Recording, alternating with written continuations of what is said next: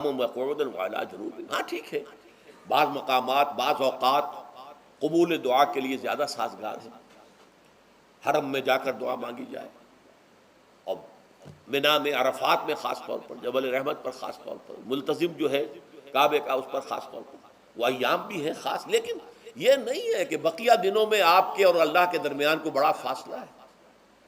یہ سارا دنیا میں مشرکانہ نظاموں نے تصور پیدا کیا، اللہ تو دور ہے دور ہے دور ہے دور ہے، پاک ہے پاک ہے پاک، تم ناپاک ہو ناپاک ہو ناپاک ہو، اور تم تو بڑی پستی میں پڑے ہو، تم اللہ سے براہ راست ہم کلام نہیں ہو سکتے۔ کوئی درمیانی چاہیے، کوئی لنکس چاہیے، کوئی پجاری ہوگا، کوئی پروہت ہوگا، کوئی پنڈت ہوگا، کوئی پیر ہوگا، کوئی پادری ہوگا، کوئی پوپ ہوگا، اس کے ذریعے سے تم اللہ سے ہم کلام ہو، خود نہیں۔ اور جب ذریعے بیچ میں آ گئے تو ان کی مٹھی گرم کرو، ان کی چاپلوسی کرو، ان کو بھی جو ہے چادریں چڑھاؤ، ان کو نذرانے پیش کرو۔ یہ ہے بدترین ایکسپلائٹیشن جو مذہب کے ذریعے سے نوع انسانی کی ہوئی ہے۔ یہ دو ایکسپلائٹیشن دنیا میں ہوئی ہے تاریخ انسانی میں، ایک بادشاہوں کی طرف سے، خراج دو ہمیں، محنت تم کرو گے کھیت میں، آدھا حصہ ہمارے پاس آئے گا، ہم عیش کریں گے، ہم سٹینڈنگ آرمیز رکھیں گے تاکہ ذرا تم بغاوت کرو تو تمہارا سر کچل دیا جائے۔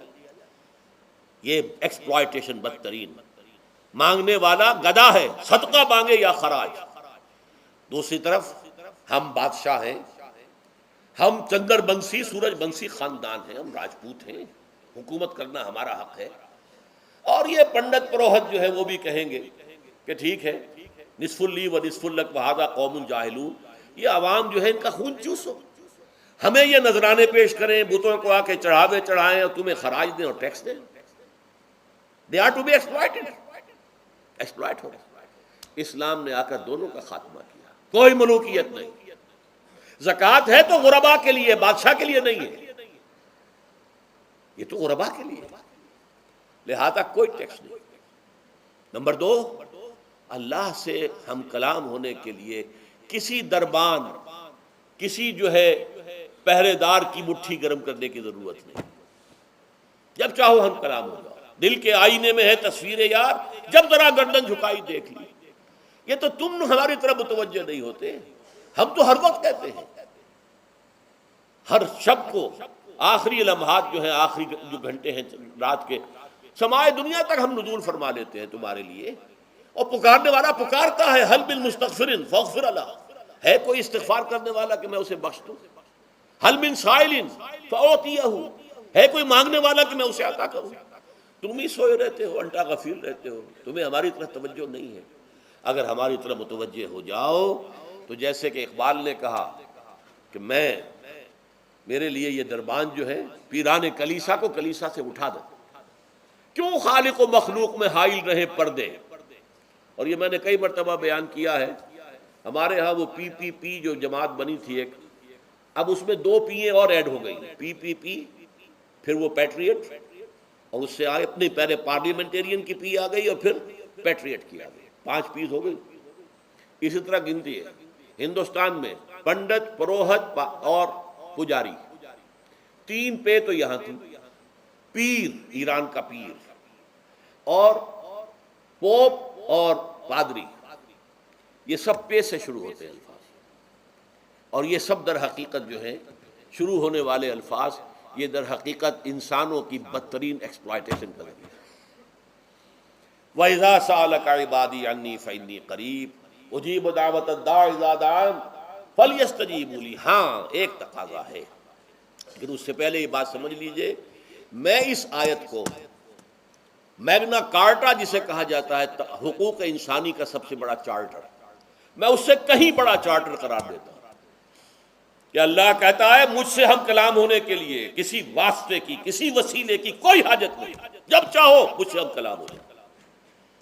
ہاں ایک شرط ہے، فَلْيَسْتَجِيبُوا لِي، چاہیے کہ وہ میری بات بھی قبول کریں، میرے احکام کو تسلیم کریں، میرے فرامین کان سے کھول کر سنیں، ان پر دل سے عمل کریں۔ فَلْيَسْتَجِيبُوا لِي، یہ ون وے ٹریفک نہیں ہوگا کہ ہم تمہاری دعائیں قبول کریں اور تم ہماری باتوں سے پہلو تو ہی کرو، سنی انسنی کر دو، یہ نہیں ہوگا۔ یہ ایک ٹو وے تعلق ہے، جسے آج کل کہا جاتا ہے بائی لیٹرل تعلق ہے۔ بائی لیٹرل تعلق ہے اللہ اور بندے کے درمیان۔ بندہ توبہ کرتا ہے معاصی سے، اللہ تعالیٰ بھی اس کے لیے بھی لفظ تواب ہے، وہ بھی اپنی رحمت کے ساتھ دوبارہ متوجہ ہو جاتا ہے۔ تم اللہ کو یاد کرو، فاذکرونی اذکرکم، مجھے یاد رکھو میں تمہیں یاد رکھوں گا۔ ان تنصروا اللہ ینصرکم، اگر تم اللہ کی مدد کرو گے اللہ تمہاری مدد کرے گا۔ یہ ہے دو طرفہ معاملہ۔ اسی طریقے سے تم چاہتے ہو کہ میں تمہاری دعائیں قبول کروں، اجیب دعوت الداعی اذا دعان، میں ہر پکارنے والے کی پکار کو سنتا ہوں جب اور جہاں، ویئر اینڈ وین وہ مجھے پکارے، لیکن لازم ہے فلیستجیبوا لی، وہ بھی میرا کہنا مانے، میرے فرامین کو کھلے کانوں سنے اور تہہ دل سے اس پر عمل کرے، ولیؤمنوا بی، اور مجھ پر ایمان پختہ رکھے، یقین اس کے ساتھ مجھے پکارے۔ لعلہم یرشدون، اب یہ سب سے بڑا لفظ آ گیا، تاکہ انہیں رشد حاصل ہو جائے۔ رشد، فوز، فلاح، رشد، یہ کئی الفاظ ہیں، فوز فائز، فلاح مفلحون، رشد راشدون، اور یہ لفظ استعمال ہوا صحابہ کرام کے لیے سورہ حجرات میں، اولئک هم الراشدون۔ تو گویا کہ یہ بلند ترین منزل ہے انسان کے لیے، اگر اس کا یہ تعلق اللہ کے ساتھ قائم ہو جائے، دعا کا ہم کلام ہونے کا رشتہ اس کو قبول ہو، مجھ مل جائے۔ اب آخری بات نوٹ کیجئے، آخری آیت جو ہے اس رکوع کی، بظاہر اس کا تعلق نہ روزے سے نہ رمضان سے، اکل حلال، اکل حرام سے روکا گیا ہے۔ وَلَا تَأْكُلُوا أَمْوَالَكُمْ بَيْنَكُمْ بِالْبَاطِلِ، اور دیکھو اپنے مال آپس میں باطل طریقوں سے مت کھاؤ۔